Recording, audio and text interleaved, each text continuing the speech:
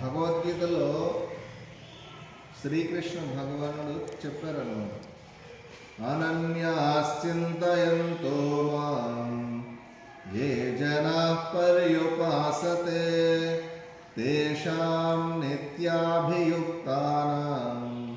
యోగక్షేమం వహామ్యహం అనేటటువంటి శ్లోకంలో ఎవరైతే నిరంతరము శ్రీకృష్ణుని యొక్క చింతనలో గడుపుతూ ఉంటారో అటువంటి వాళ్ళ యొక్క యోగక్షేమాలను నేనే దగ్గరుండి చూసుకుంటాను అని భగవద్గీతలో శ్రీకృష్ణుడు చెప్పారు.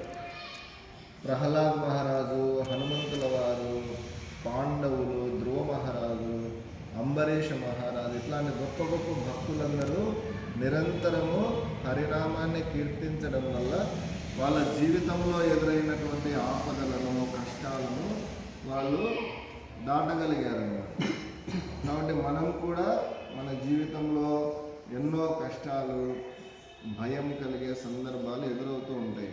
అట్లాంటప్పుడు మనం కూడా బిగ్గరగా హరే కృష్ణ మంత్రం చెప్పడం ద్వారా మనం కూడా వాటి నుంచి బయటపడతాం.